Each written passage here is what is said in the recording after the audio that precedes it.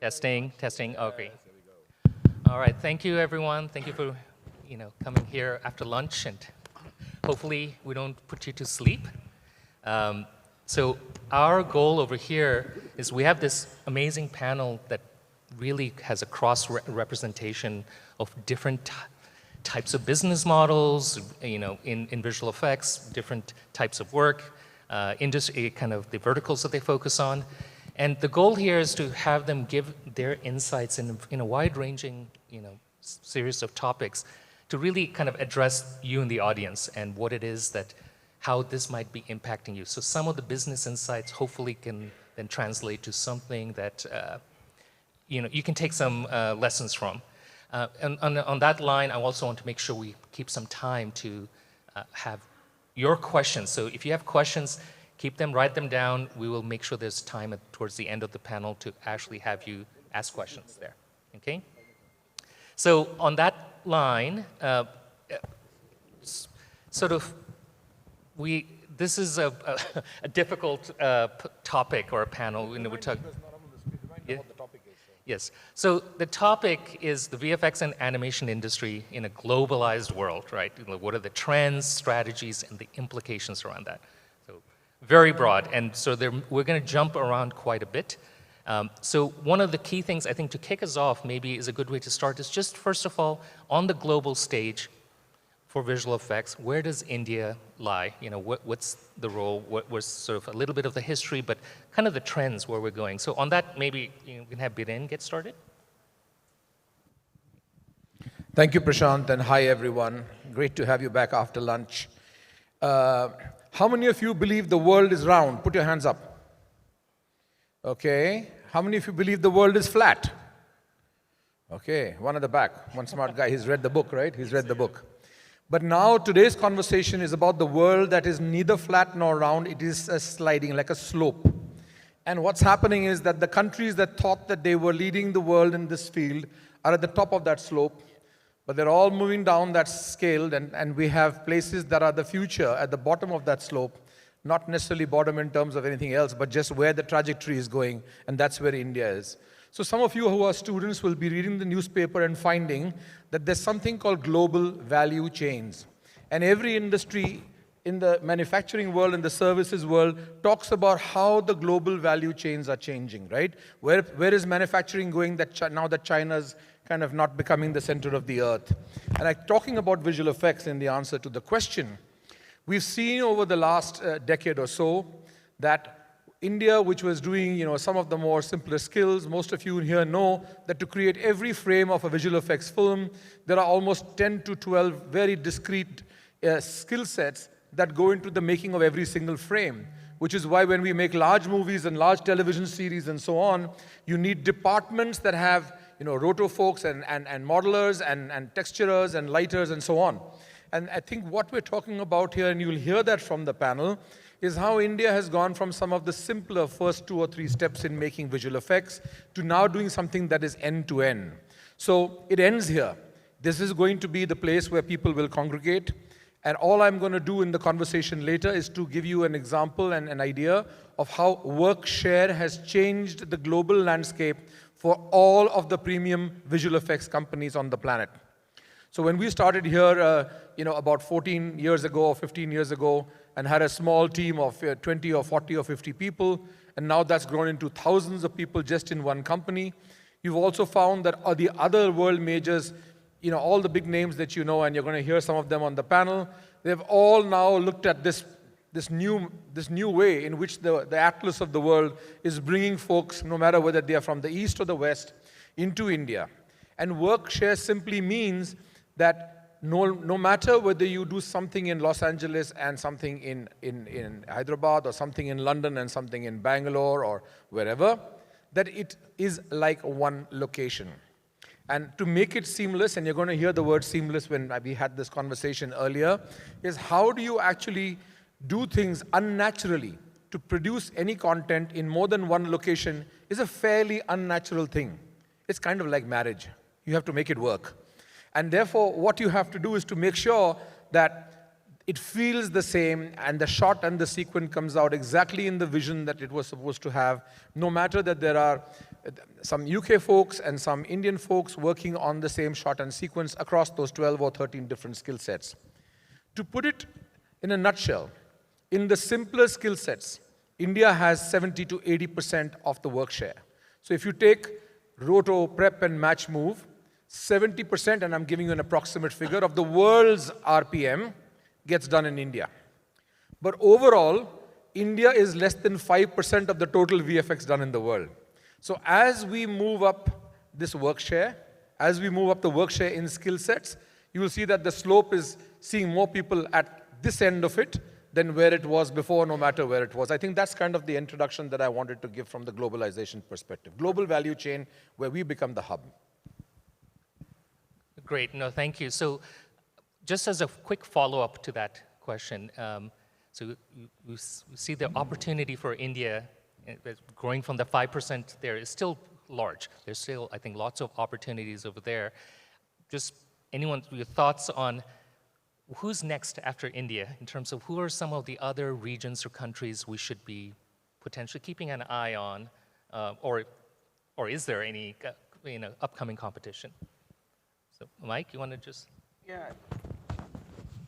Like the back-end facilities, as Biren was telling, like 70% we are already in it. And I think next would be the countries who can have low-cost, skilled talent people. But it would be very tough because the thing is that Indians have a passion towards movie. Chinese cannot make good, VFX because they're good in manufacturing. But Indians have passion towards making movies and watching movies. We make more than 2,000 movies, highest production globally. So we have the passionate people. And thing is that if it's getting more costly, always we can go to B cities, C cities. In India, there's so many places. And education we can easily, So I would say I can't even imagine any other place who can win the back end. Yeah. And now India should start looking at the front end. Mm-hmm. Front end, we should go and establish in front end. Like how they're coming to back end, we should go in the front end. We start our companies in front end. Absolutely. No, I think that's great. Again, we're talking about the global trends over here and things. So one of the, in this interconnected web that's the world and our industry, or workshare, we're all working on sometimes the same things. There are global events that happen in other regions and might have impact to us over here.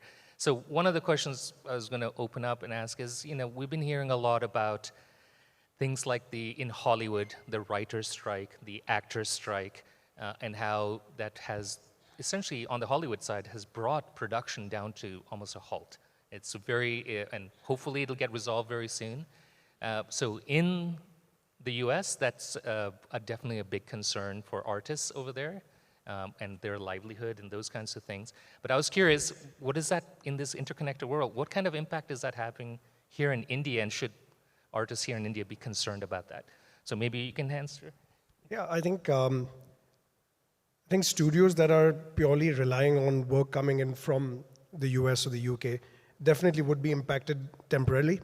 But obviously, if they have a very strong pipeline, they've got the right artists, that work is obviously going to start again.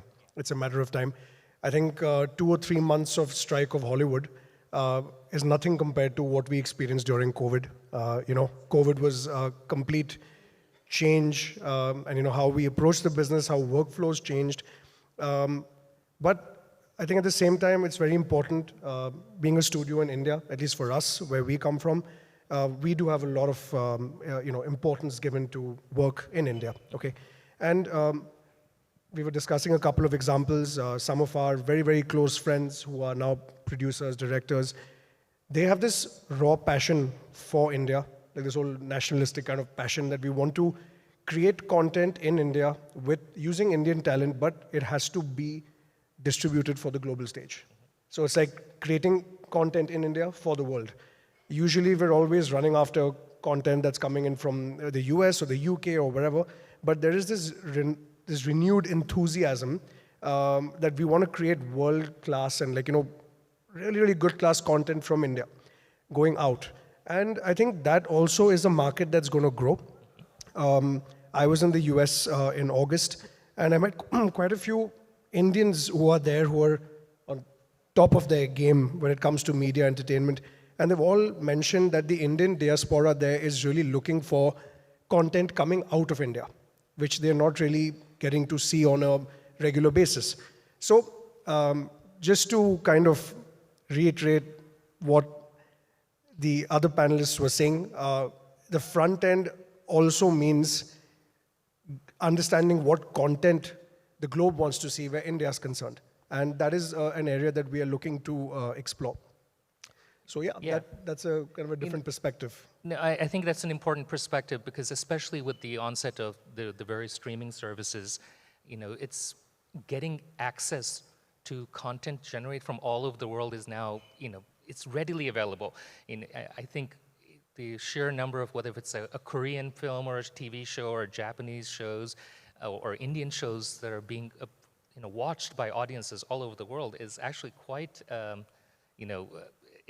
it's an enabler, and I think there's a tremendous opportunity over there.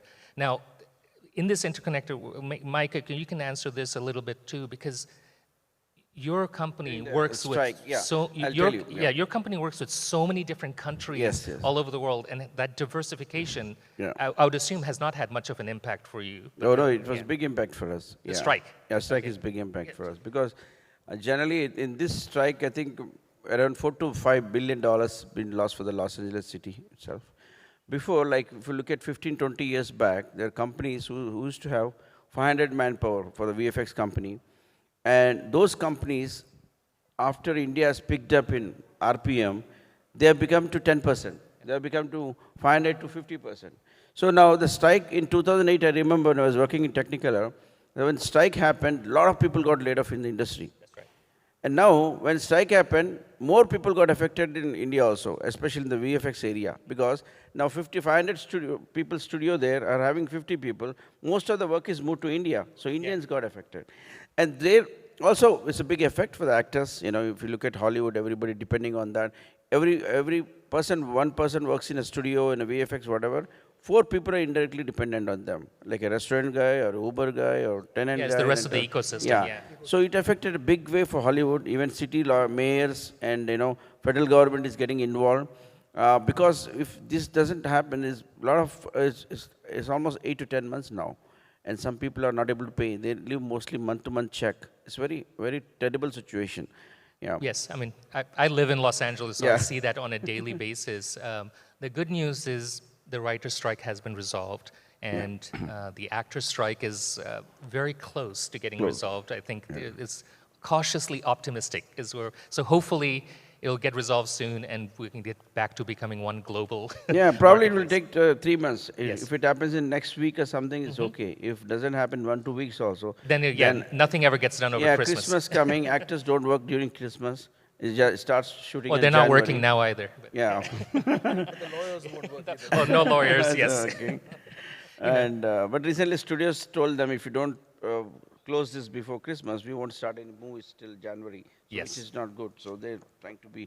Let's see what happens in next week. So, but this is going to might go till January or February because once they come for shooting and again post-production work comes, then probably January, February. We'll be busy for after that, yeah.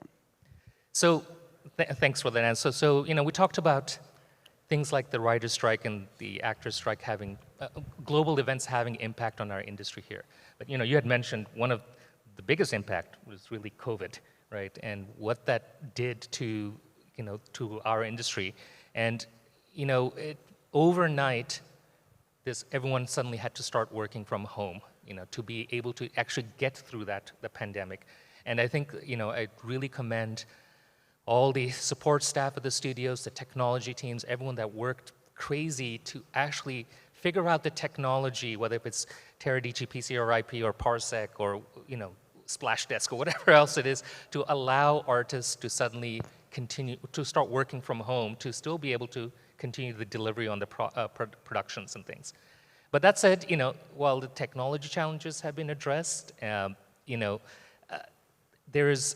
I think there's some significant concerns and downsides of actually having a creative industry in working in a purely remote manner.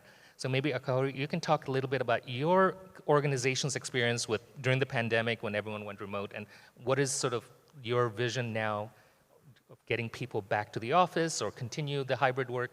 What's your thoughts on that? Thanks, Prashant.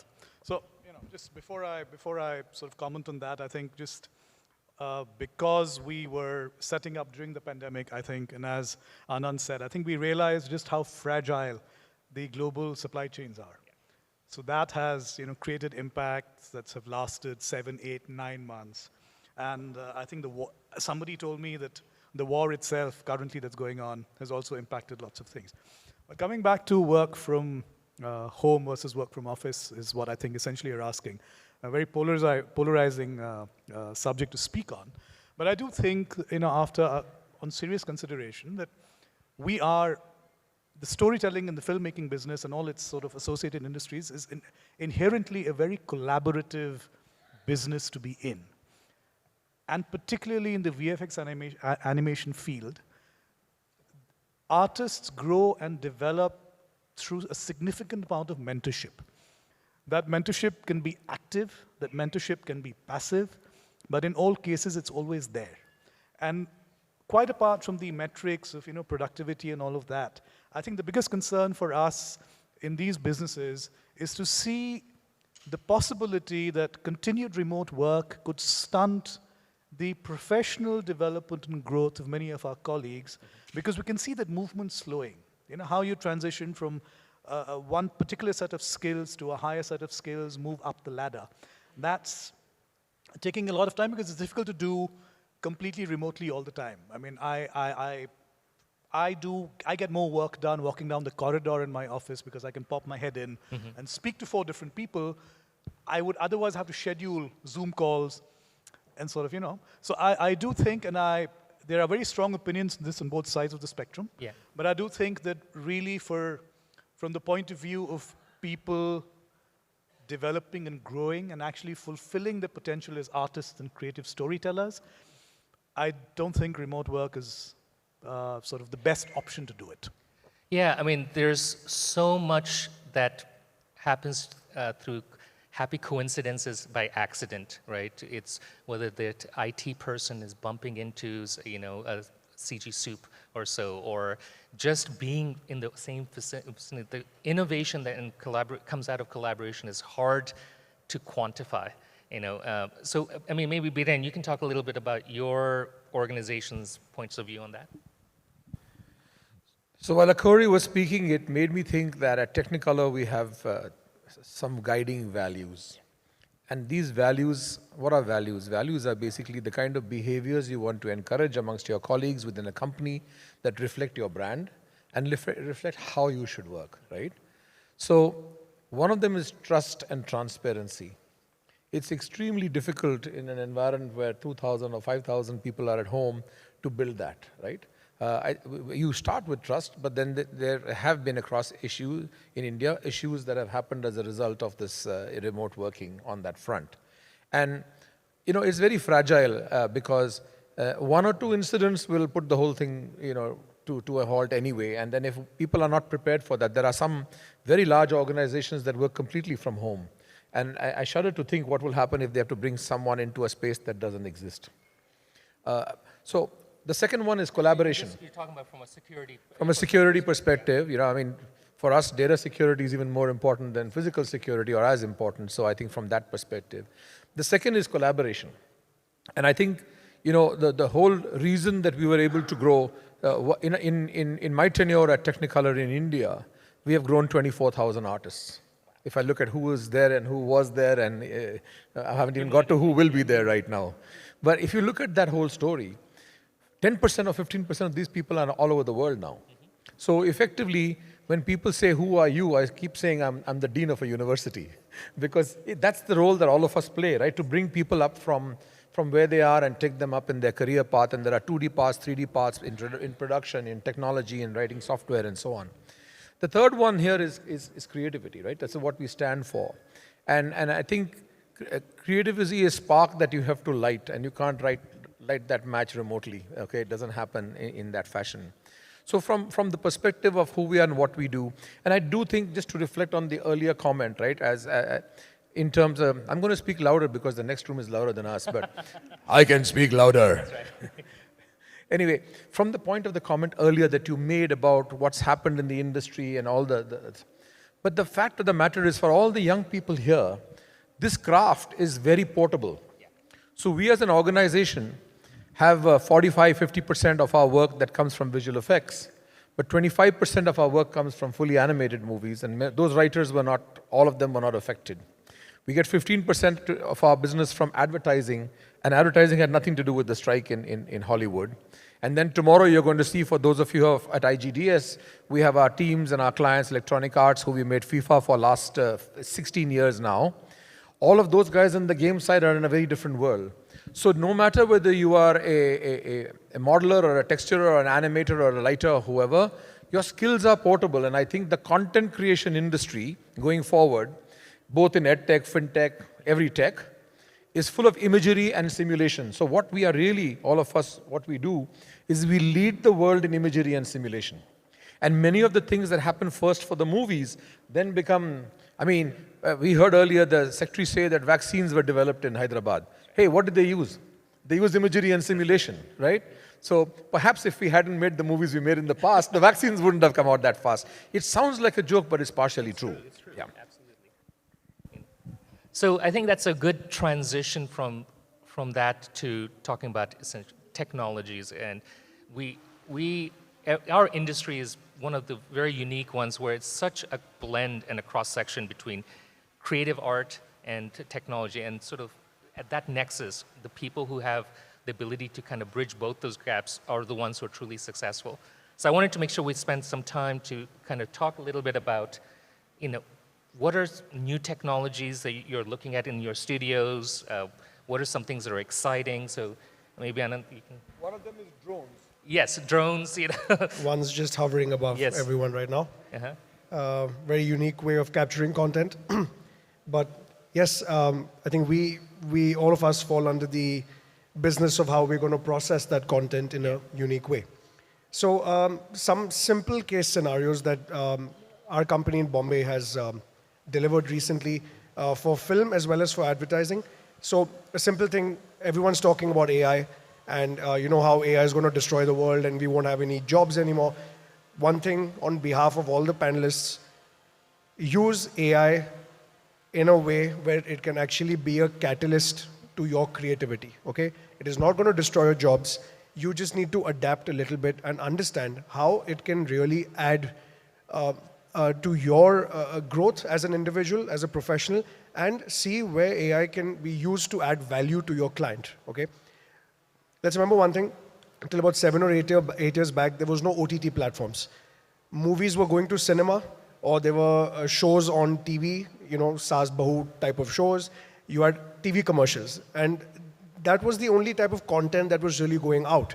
And as we mentioned earlier, because of OTT, because of the whole globalization part of content, producers and OTT platforms are struggling to get their hands on good content. So content delivery, production is going 5x speed as what it was 7 years back. So AI is only going to be a catalyst to help you achieve that over the longer period. So we've used AI, for example, we've used Midjourney, okay? But Midjourney only to the level of pitching a PPM or a presentation to an agency. We've used Firefly in Adobe to again, extend an image beyond its actual boundaries. We've created color grading looks for feature films using AI to actually pitch to a producer to land the job so that the DOP decides to award us the digital intermediate contract for that film. So we've used it for those kinds of things. When it comes to visual effects, Unreal Engine, Blender, and also photogrammetry, because we do a lot of TV commercial work, hard products come to us. Sometimes the products come to us from brands with zero brief. So we need to conceptualize from scratch. How are we going to build the story and represent that particular product in the best texture in a 3D way? So for example, we did a film for Puma where we used a photogrammetry, Blender, and Unreal Engine to deliver that film. This was before IPL in this year. Now, if you notice, We have not used any traditional tools like Maya or Nuke or Flame Premium that is basically in every studio. We've taken a completely different approach. So every project allows us the opportunity to try our hands on something new. And one more thing which I realized in the last 6 months, team is also investing a lot of time in using legacy filmmaking and clubbing it with new technology. So you could say it's a balance of, say, practical effects, something that was used extensively when Oppenheimer was made, okay? The explosion sequences, etc., and clubbed it with new technology in visual effects. So that is something that we've successfully achieved in a few cases. So that's our side of the story. No, I mean, there's obviously a broad topic like technology. There's so many different things, but I know from talking to people in the audience, the top of the mind share is always, okay, what does, this whole weird AI thing and how does that impact me and my job, and there's so many, and it is a catch-all term, right?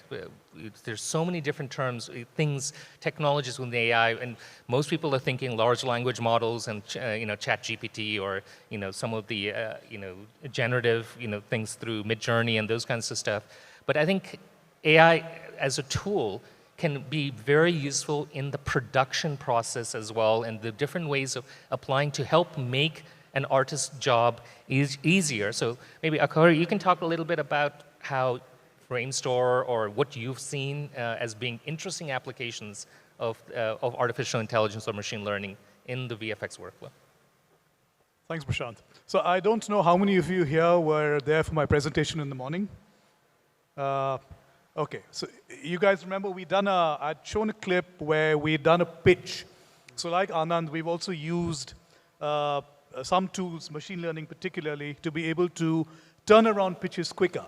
So when we were pitching for for the Marvel's film, where we had to create Smart Hulk, we actually used a clip of Mark Ruffalo speaking at a press interaction about Spotlight, and we used that to actually animate Smart Hulk. The only problem was that it took us about 3 weeks to do that, and we needed a faster turnaround, which is where we took certain key poses and shapes and fed them into a machine learning piece of software that we trained then to auto-animate all the other poses. So that brought it down to a few days. So it didn't reduce the number of people, but it made the job infinitely simpler. So for us, mostly it's been machine learning, it's been some neural networks that we've used.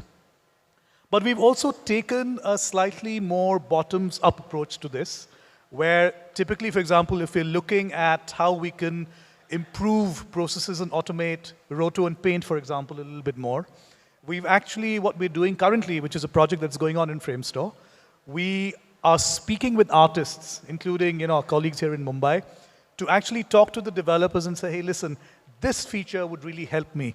This is where I think we're getting stuck, and that's how we're trying to develop something from the ground up.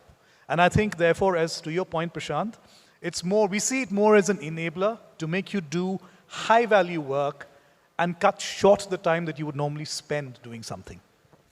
Yeah, so Mike, oh, yeah, go ahead. So I just wanted to take this conversation in my normal style to a slightly lighter level and then come back to add to Akori's point.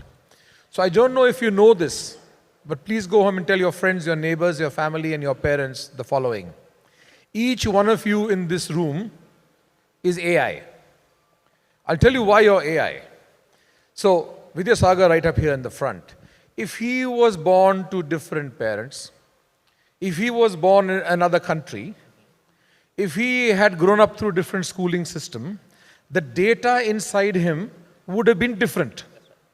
And therefore, no matter what AI you talk about, generative or otherwise, they could only play with the data inside him. So he is AI and reflects the opportunity and the restriction of AI, that it's only about the data. So coming, Akori, to the point you were mentioning, we are one of the foremost folks in the world on creatures. We do that for Apple last year, where we created 66 million years ago, Prehistoric Planet, one of my favorite creature shows, because it goes back in time and it can go forward in time. There are lots of stuff that, we work together on, even as studios in Guardians of the Galaxy and many other places. Now those are, when you start creating creatures, you know more and more about anatomy, you know more and more about life and nature, and you're replicating nature. So because you have 100,000 quadrupeds that you worked on, this becomes the opportunity in data to do the things we're talking about. It's not a standalone thing. You can't start from scratch and say that I'm going to create that new thing which is going to be, the next thing. I think AI is very much about what's available. For example, I'm not sure what they can do in Swahili with generative AI, because that language is not doesn't have enough data to do it on. So I think we want to simplify this to the point, and I said this, I think, a little while ago, that there are always things that scare you. Y2K scared everyone so much that they built the Indian IT industry. The whole Indian IT industry came because people got scared, and nothing happened in Y2K. I was in a desert, in Dubai with my family. Nothing happened. Looked at the stars. It was all the same. Then it all happened when the internet came. The internet was supposed to be a really terrible thing that's going to make your word is always democratized, but that word scares a lot of people, by the way. And then now this AI thing is just one more manifestation of the same story, where today no one is scared of the internet. In fact, they can't do without it. And exactly the same is going to happen with AI. Obviously, everything needs its guardrails, especially in an industry which has data security at the heart of it. But I think we need to take it in that context of where do you leverage it and how can you use it. And I think, both at the political level, looking at the announcements from the US yesterday, from Joe Biden, it's going to go a little bit all over the place before it becomes normalized. I think that's really what it is. And it's our job to normalize it as quickly as possible in our industry.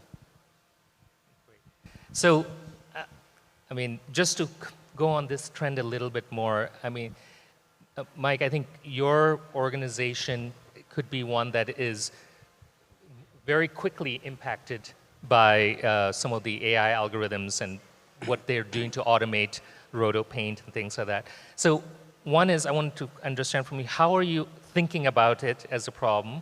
And really, the key thing, as we know, is those people that are working for you, the artists, are amazingly talented, right? And so what do you believe can be done in helping to retrain some of those artists and the mindsets to actually leverage these technologies to kind of move up the value chain? So. Yeah, I think it's going to affect little bit, not much, AI. So some tools might help to do rotofast, but still we need to go and check. So 20-30% time it will save. So most of our artists, we are training both. If the AI comes up, so already we are trying to do some tools. And we are training our artists. Before we had a small team for compositing. Now we're doing a lot of compositing. So we're training all the roto and paint artists to compositing. And they're good now. And we already started doing like more than 30 shows in last 1 year for compositing, full-fledged compositing. Recently, Ganpat movie did whole 700 shots in 1 week, with the 2D track, right? 2D, 3D, yeah. So we're using the same people, training the advanced skills. And, it might take some time. I think it won't happen right away, AI, because the kind of quality, for example, in roto, the Hollywood or advertising, anything, quality, they need to very pristine. So AI cannot do that pristine. Again, you need to go and do and so, and there are some softwares which they're able to do single frames now. It's not doable. So pristine is very important, and because Hollywood directability, right? Directability. To be able to tweak it in a way that is exactly, maybe not realistic, but it's needed. Yeah, so you need an artist for that. And the producers, most of them, especially VFX producer, big budget producers, they don't look for cost cutting for AI. They save hardly very negligible money if they do roto. They want pristine quality. Yeah. You do whatever you do, AI doesn't know. They want a pristine quality. And pristine we can only get manual. We cannot never get in AI. AI is okay for the YouTube channel or Insta. You can use that, but professionally, I would say it won't replace. And everywhere we need a person to check quality control, see that everything is going smooth. And so many things he can add on to make it more beautiful. So AI cannot do. So we can use some of the tools, but it is not that a problem for our industry, especially VFX. So this reminds me, we used to have a digital film restoration department Yes. 10, 12 years Yes, back. yes. And we were very fortunate to restore Sholay, Yeah. which then went into 3D. But I remember Da Vinci made a software called Revival. Yeah. And they had this auto restore. Restore. And you would have to manually restore 10 or 12 frames. It would understand, so Yeah. machine learned software. But eventually your guys still have to go through all the frames again and then manually restore the rest. So Yeah. just to add to what he's saying, where the final cinematic delivery, it has to be so precise. So AI is not going to really take over any of that. Yeah. Yeah. No, at the end of the day, I think everyone, the creative impulse is never really going to come from AI. That's right. So AI can sort of, there are programs today that if you want, they'll create a song exactly like the Beatles did, and you will not be able to tell the difference. But they will replicate Picasso. You will not be able to tell the difference. But they will never be able to. All of these guys broke the mold at some point of time. And because it is derivative, now I don't know what advances can be from a generative point of view and that sort of thinking, but currently it doesn't seem like it. So at the end of the day, you're all right. I mean, it does need, not just from the point of view of making sure that the work finished in our business is up to a quality expected, but also what is the new breakthrough? And that always needs the human creative impulse. Yes. I mean, we can go on for a long time talking about this. I wanted to make sure that we have time to address some of the questions that are on. So does anyone in the audience have a question for the esteemed panel here? Yes, sir.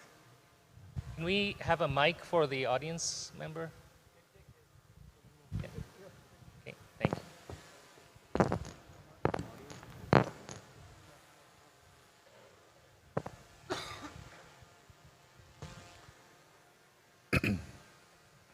Good afternoon, everyone. I am Basireddy from DigiQuest. The question I have is, are there any opportunities to generate revenue in helping AI content? I mean, how do we go about it? I mean, do I create a depository of all these?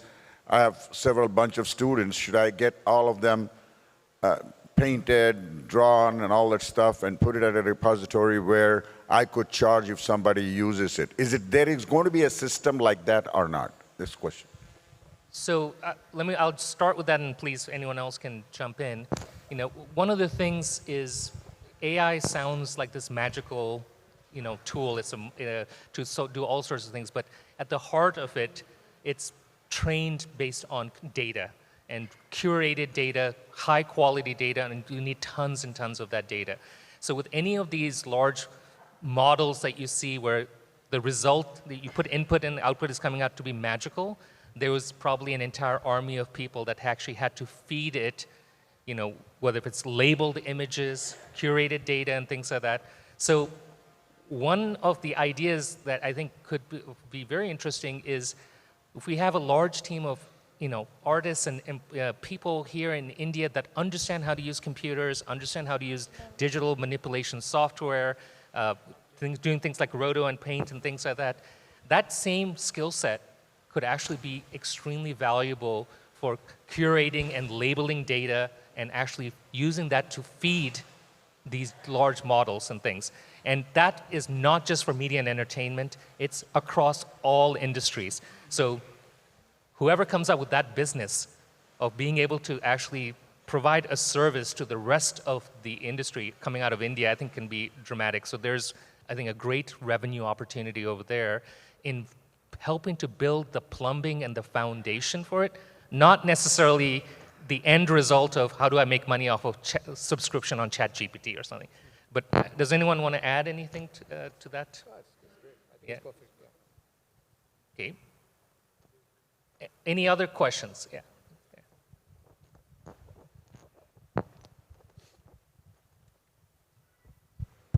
Hello, good afternoon, everyone. I come from Mumbai, and I am currently running my own startup. And I would like to point out a question which Anant raised earlier while there was discussion about the slope that we were talking about.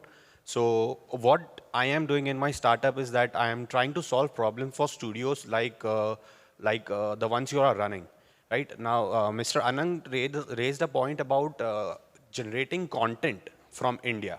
So currently what we see or currently what we do is that when the production houses film a particular content, there is a lot of, there is very little time from production to releasing the content.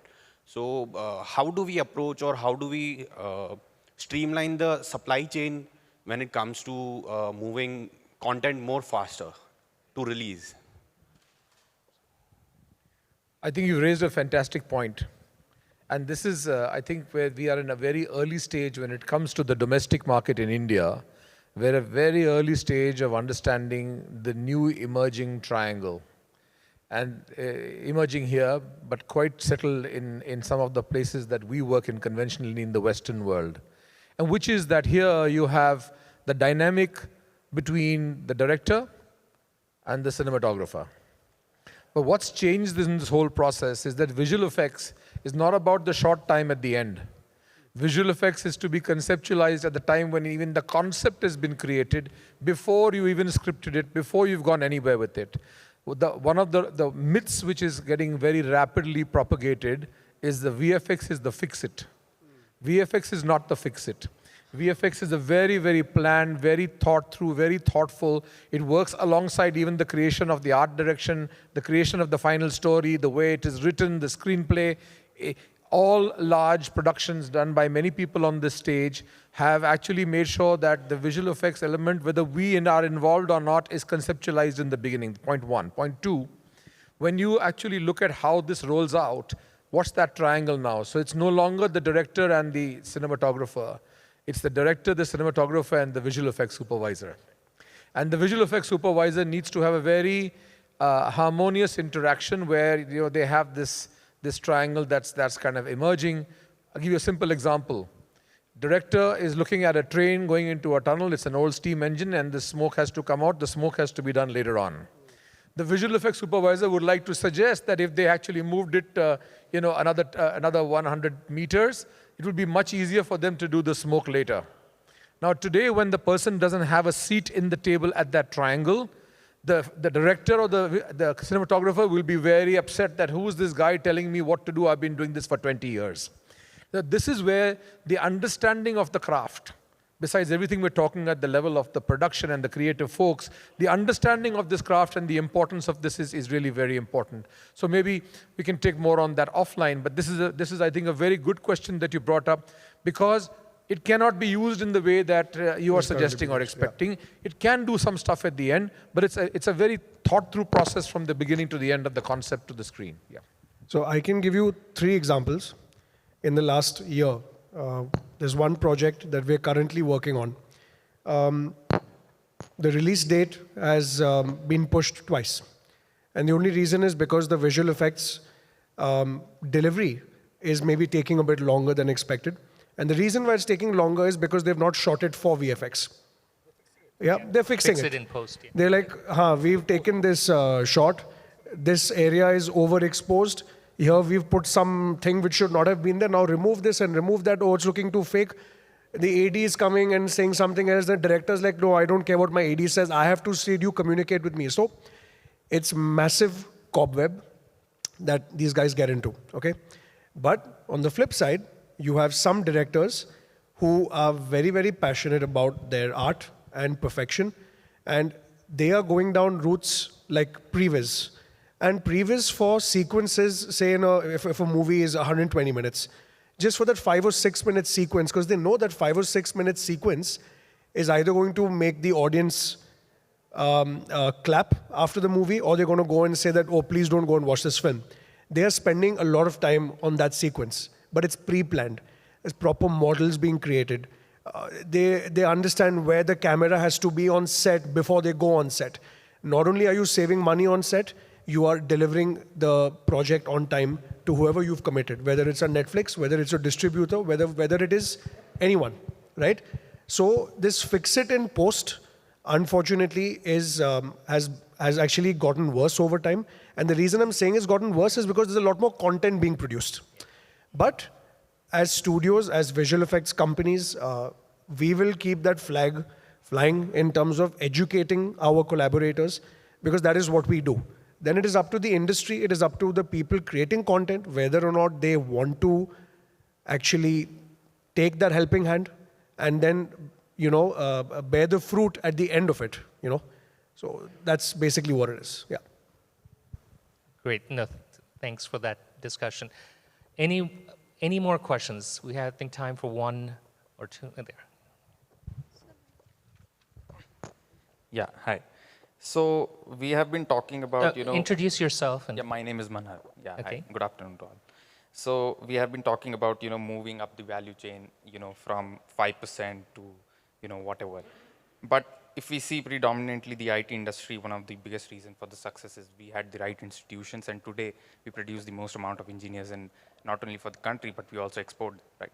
So my question is, as an industry, and so what are the steps we are taking, to build these institutions so that we have the right amount of talent coming from day one, instead of training them for 8 months and they being a liability on a company? What are the steps we are taking? Because that's going to be the, yeah, that's it. So I think, and Mike, you wanted to start? And then You start.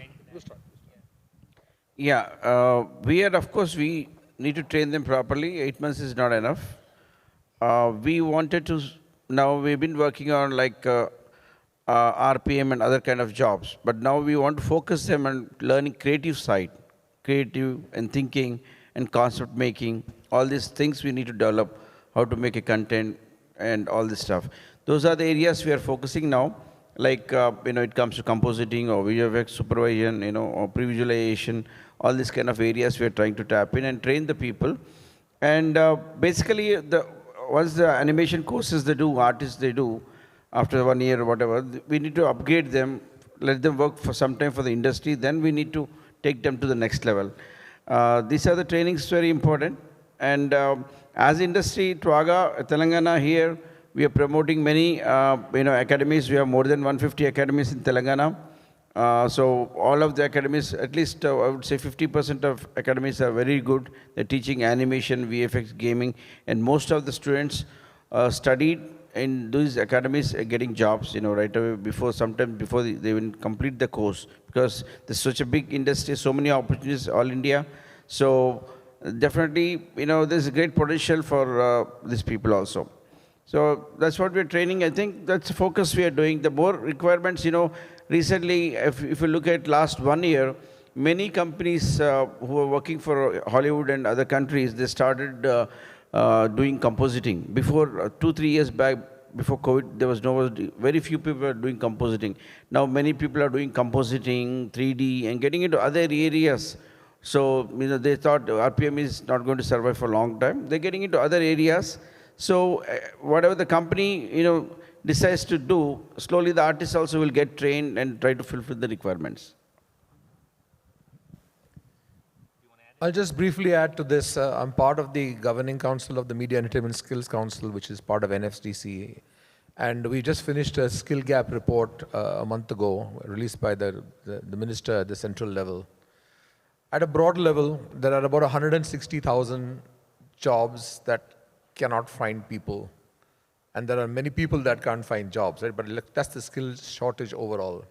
When it comes specifically to our industry, and Mike is a good example, because on the one hand, he's both a production company, but he's also in the business of training and education. So there is a role that the training and education institutions have, which is to teach people the basics. But any company that wants to operate at scale as a production house then has to take these folks and cross that bridge. It happens in all industries, by the way, including IT. It's not peculiar to us. But there is that gap that lies between that. And so, globally, one of our brands, MPC, had actually produced the most number of courses for each particular skill set that has been on for many years. And it's clearly been the advantage bringing this company from outside the top 5 or 6, 10 or 15 years back to becoming the absolute leader, right, in that field.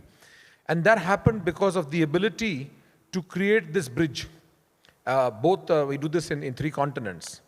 What we started doing in India last year, and we launched it in Hyderabad first in about 6 months ago with Global VFX, is that we have taken these these learnings that we have and the courses that we have, which we could only run within our company because we have proprietary tools and software that we could not then take outside. And we rewrote these programs in a pipeline agnostic fashion.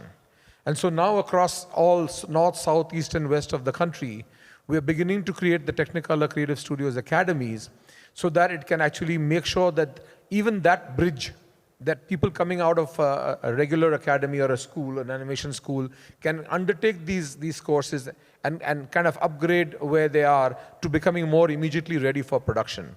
So that's kind of it's a long-term effort, by the way. And the other thing that you should know, because I think you're asking questions from like what can the industry do, very differently from IT. We've been able now at the government level to create the curriculum for class 8, 9, 10, 11, and 12. Visual arts in India will become a subject from class 8 to class 12, and people can drop other subjects and take up visual arts, but that will obviously give us talent in the future. So we're looking at both the grassroots level as well as this very high-end finishing kind of level, production-ready kind of level. And I think that's quite unique to our industry, and I think a lot of us across the industry and academia have worked very hard to do that over the last year. Yes, and so to kind of start wrapping up this conversation, I think we are entering probably one of the most disruptive times for our industry. We talked about some of the technologies that are coming, the way with the pandemics, opening up new models. It truly is a global industry and things. And during this disruption, it can be very scary. For you individuals in the audience about what does that mean for jobs and those kinds of things. But I also like to say that it's during the times of the most amount of disruption is also the greatest opportunities. And during this time of opportunity, I can imagine just a team of 3 or 5 people from this audience getting together and taking advantage of this disruption to come up with a new idea, new way of doing things that can truly transform and revolutionize our industry. Visual effects was started by some wild mavericks, trying to do something, small teams of people, whether it was on Star Wars or any of these things, and just did amazing things. And I think in the first time in a very long time, I feel like we're on that brink of doing something truly innovative and amazing, and it is something that is possible for us here in India to be able to do. It's not just something that we look up to and say. So I think there's amazing opportunities. So it's exciting times, and I wanted to leave that on a positive tone. So yeah, so anyway, just on that note, let's just go around and just do closing comments. So all I would say is we all have to reimagine the way we look at our businesses. We have to reimagine the way we want to approach the industry for all the students out there. And yeah, as the saying goes, what doesn't kill you always makes you stronger. And we are in that phase where things are changing drastically, and we must embrace it. The future is bright, and especially in India. I just want to reiterate on what I mentioned earlier. We are a country of multiple cultures. Every state has a different language and so much history. There's always going to be plenty of interesting content that we ourselves can push out there into the market. Technically, we don't really have to rely much on the global side of things. And the best part is all the technology that is used abroad to make content, all that technology is available here as well. Okay? And what Biren sir said about the visual arts thing, the courses coming in at a very young age, that is a seismic shift in our education, pipeline, I would say, or the schools embracing that, because we are a soft power nation, okay? RRR, the performance at the Oscar, it just took everyone by storm. And it's important that all of us realize that soft power, and we are very expressive as a country, as individuals. So the future is bright in India. That's all I'm going to say. You just have to find your place in that future. Thank you. So I think, thank you, everyone. This was a very enlightening discussion, at least for me. I think the only takeaway for me is, one of the prime takeaways actually, is that it's a very, very exciting time to be in this broad business.